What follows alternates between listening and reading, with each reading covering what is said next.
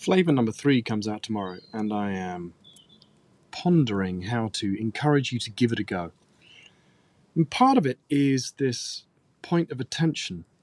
Can you actually pay attention? Because the whole thing about the flavors is you need two things. Remember that the flavors so far have been about breath, or rather, discovering how the body breathes you. But the breath obviously has two parts to it. It has giving out, and it also has receiving.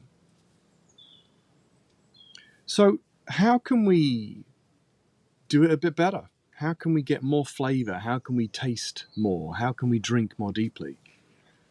Well, in the flavors, you have the setup of the structure, and then you have to really pay attention to the action. So that's you giving out. That's almost like vigilance, or what most people consider paying attention, which is kind of staring at the person intently. Out of interest, when I've had interactions with people who have meditated a lot, or certain people who have meditated a lot, and they just kind of stare at you with intent, thinking that that is attention. But I'm not sure if it is, or at least it isn't for me.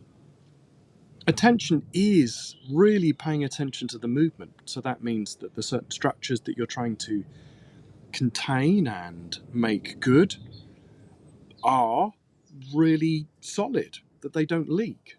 But then within that, you're also paying attention to the bits of the structures that are moving, which in flavor number 3 is the collarbones and the soft palate, the head, the neck, the foramen magnum in the back of the head, lots of amazing parts of the body.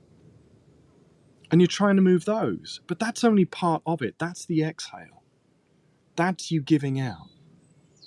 But then when it gets interesting is that when you just let go and you let the arms fall away and you wait, that to me is another side, the really juicy side of attention, because you've given something out and you receive.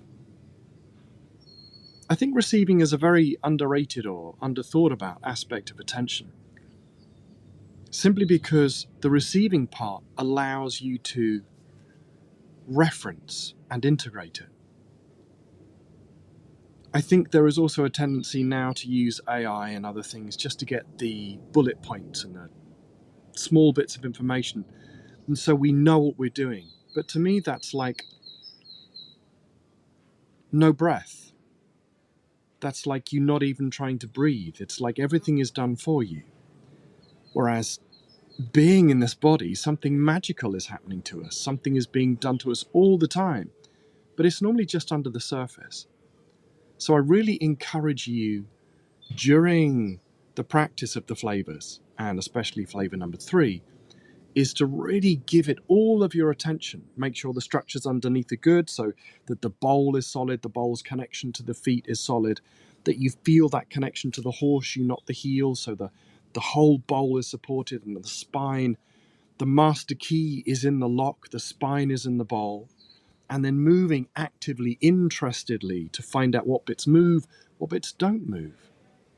And then just stopping to see what the effect of that is. Almost like asking someone a question and then being actually wholly interested in that person's response.